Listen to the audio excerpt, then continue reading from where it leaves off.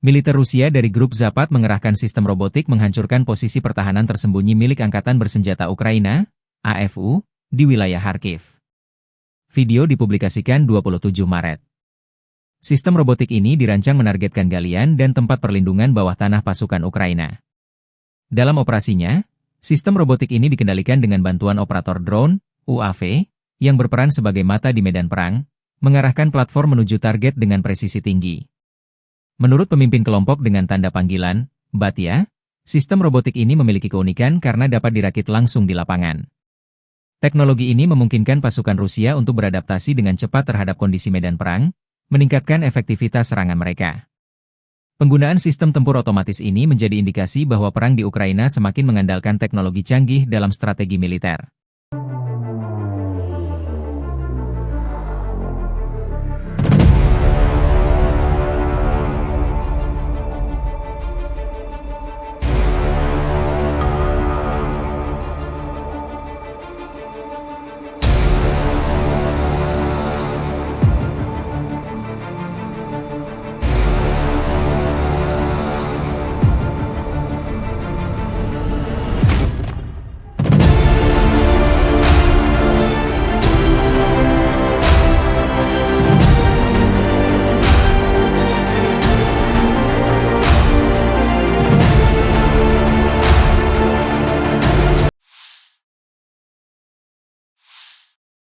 Militer Ukraina 27 Maret melansir, dalam 24 jam terakhir, pertempuran semakin intens dengan tercatatnya 224 bentrokan di berbagai wilayah.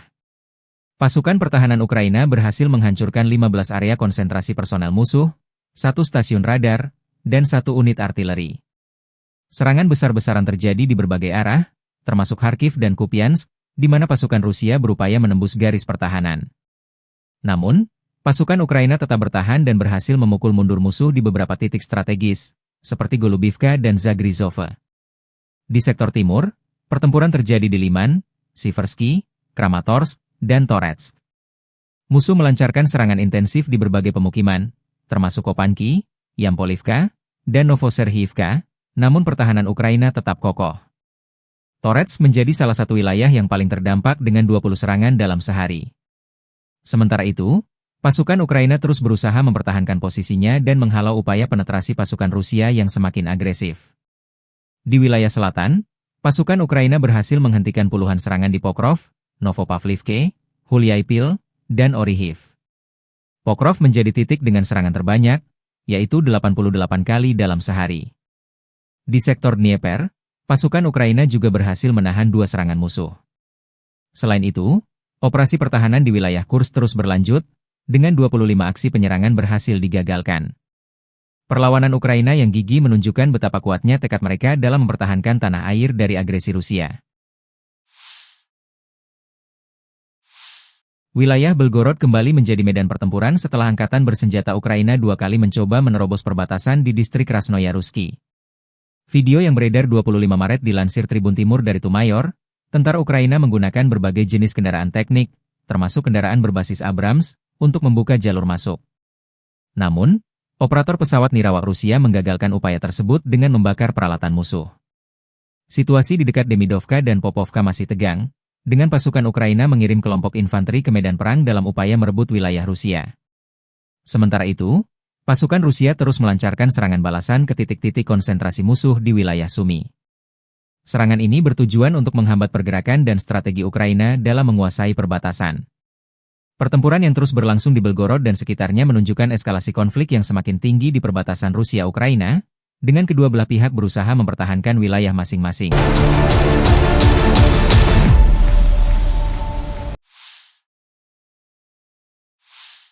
Militer Rusia melancarkan serangan rudal yang menargetkan posisi brigade udara terpisah ke-80 milik Angkatan Bersenjata Ukraina, AFU, di desa Oleshnya, yang terletak di perbatasan Kursk.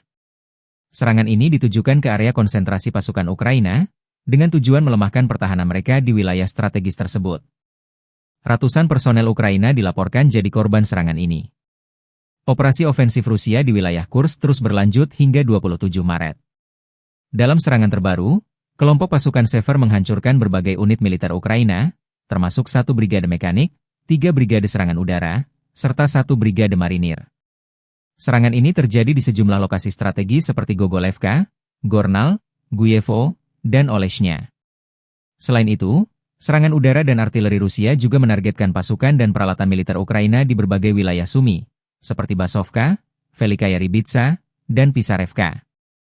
Dalam 24 jam terakhir, pasukan Ukraina mengalami kerugian besar dengan lebih dari 230 tentaranya tewas. Selain itu, mereka kehilangan berbagai perlengkapan militer, termasuk sebuah tank, kendaraan tempur lapis baja, pos komando UAV, dan sebuah depot amunisi. Sejak dimulainya pertempuran di arah Kursk, total kerugian AFU telah mencapai lebih dari 70.190 personel, serta ribuan unit kendaraan tempur, tank, dan peralatan artileri.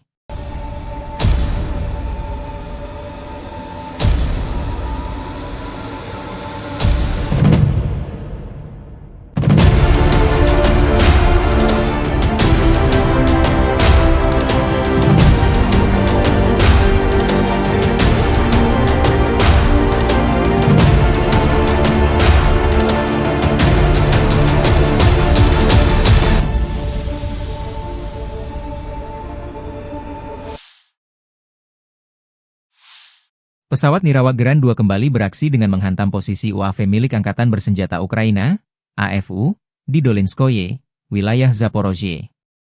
Serangan ini merupakan bagian dari operasi militer Rusia yang terus menargetkan infrastruktur pertahanan udara Ukraina. Penggunaan drone kamikaze seperti Gran 2 menjadi strategi utama dalam melumpuhkan kemampuan pengintaian dan serangan udara lawan. Serangan di Dolinskoye menunjukkan efektivitas drone tempur Rusia dalam menghadapi UAV Ukraina. Dengan teknologi yang semakin canggih, pesawat Nirawa ini dapat menembus sistem pertahanan dan menimbulkan kerusakan signifikan pada posisi musuh. Serangan ini menjadi bagian dari eskalasi konflik di Zaporozhye, yang terus menjadi medan pertempuran strategis dalam perang Rusia-Ukraina.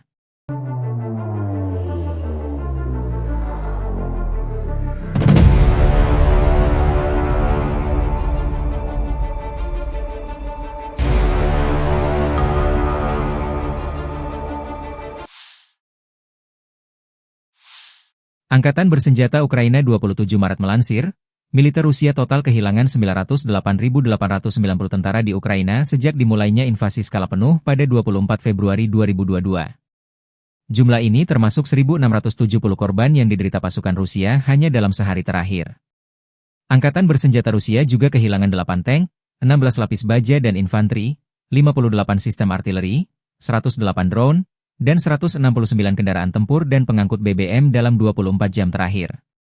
Menurut laporan staf umum Angkatan Bersenjata Ukraina tersebut, Rusia juga total kehilangan 10.438 tank, 21.701 kendaraan tempur lapis baja, 42.070 kendaraan dan tangki bahan bakar, 25.265 sistem artileri, 1.343 sistem roket peluncur ganda, 1.118 sistem pertahanan udara, 370 pesawat terbang, 335 helikopter, 30.926 pesawat tanpa awak, 28 kapal dan perahu, dan 1 kapal selam.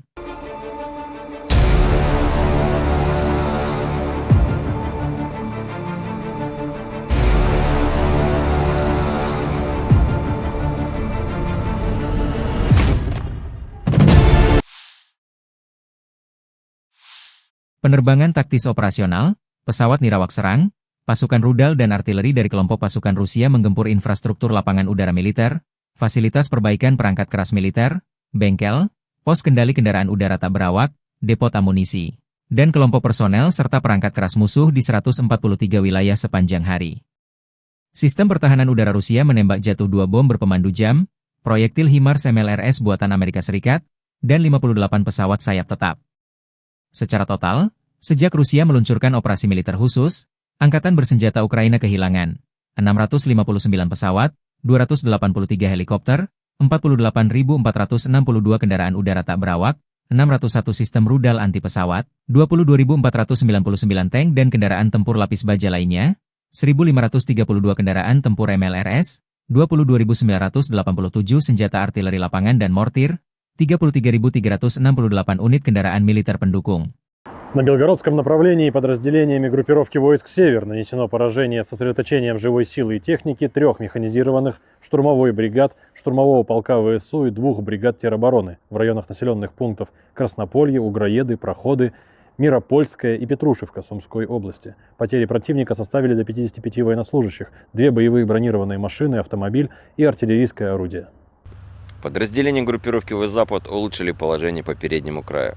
Нанесли поражение формированием 3 механизированных, штурмовой и воздушно-десантных бригад ВСУ в районах населенных пунктов Лозовая, Петропавловка, Харьковской области, Надия, Луганской Народной Республики, Кировск и Ямполь, Донецкой Народной Республики, а также Серебрянского лесничества.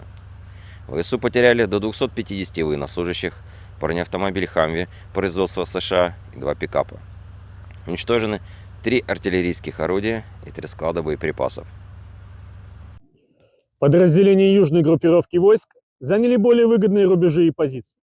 Нанесли поражение живой силе и технике 8 механизированных бригад, бригады территориальной обороны и 2 бригад Национальной гвардии Украины в районах Новооленовки, Романовки, Меньковки, Часова Яра, Дружбы, Калинова, Зари, Катериновки и Тарасовки. Противник потерял до 310 военнослужащих, 2 боевые бронированные машины и 3 автомобиля. Уничтожены 155 миллиметровая гаубица М777, 2 радиолокационных станции контрбатарейной борьбы АН ТПК-36, 2 станции радиоэлектронной борьбы, склады беспилотных летательных аппаратов и горючего. Подразделения группировки войск «Центр» улучшили тактическое положение. Нанесли поражение формированием механизированной и егерской 2 штурмовых бригад, бригады морской пехоты, бригады беспилотных систем, штурмового полка ВСУ, штурмового батальона, Центра специального назначения сил специальных операций «Восток» и бригады Национальной гвардии Украины. В районах Миролюбовки, Котлина, Димитрова, Зверева, Красноармейска, Успеновки, Удачного, Гродовки, Алексеевки, Надеждинки и Новоалександровки. Потери украинских вооруженных формирований составили более 480 военнослужащих, 2 танка, 2 боевые бронированные машины «Козак», 5 автомобилей, 2 орудия полевой артиллерии и станция радиоэлектронной разведки. Подразделения группировки войск «Восток» продолжили продвижение в глубину обороны противника, нанесли поражение живой силе и технике 4 механизированных, аэромобильных бригад, бригады морской пехоты, 2 бригад территориальной обороны в районах Шевченко, Гуляй-Поля, Федоровки, Новополя, Разлива, Зеленого поля и Воскресенки. ВСУ потеряли до 150 военнослужащих, 3 автомобиля, уничтожены 3 орудия полевой артиллерии, в том числе самоходная артиллерийская установка ФАШ-77 «Арчер» и склад материальных средств. Подразделения группировки войск «Днепр» нанесли поражение формированием 2 механизированных горно-штурмовой бригад, 3 бригад береговой обороны и 2 бригад территориальной обороны в районах Садового, Приднепровского, Веселого, Малой Токмачки, Орехова, Каменского и Антоновки. Уничтожены свыше 65 военнослужащих, 7 автомобилей, пусковая установка, реактивные системы залпового огня М270, МЛРС и 2 склада боеприпасов. Шановні українські гвардійці, всі солдати та сержанти, офіцери та генерали Національної гвардії України. Пане командувачу, пане міністре внутрішніх справ, шановні гості,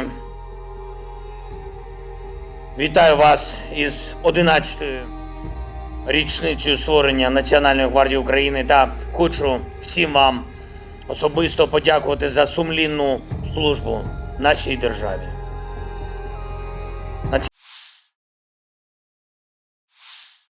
Уважаемые товарищи, поздравляю с профессиональным праздником, Днем войск Национальной гвардии, военнослужащих, сотрудников, гражданский персонал Росгвардии.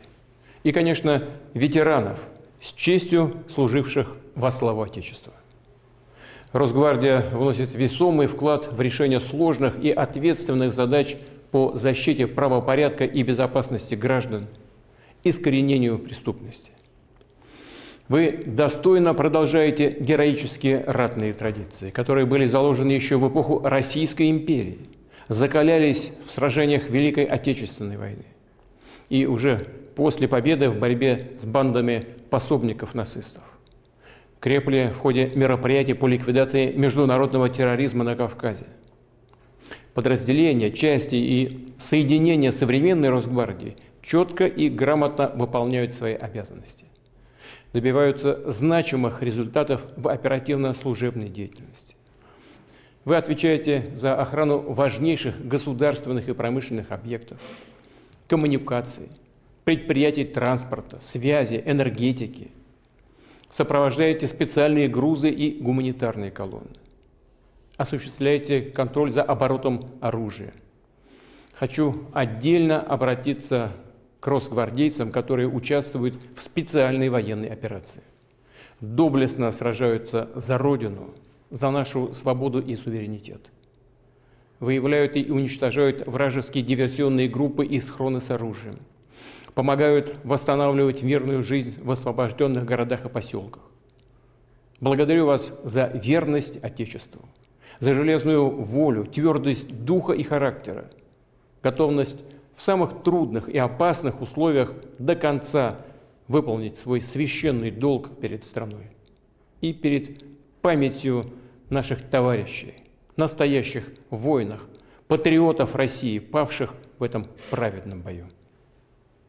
Уверен, что опыт, полученный в суровых испытаниях, еще больше сплотит ряды войск Национальной гвардии, послужит дальнейшему повышению эффективности на всех участках вашей работы.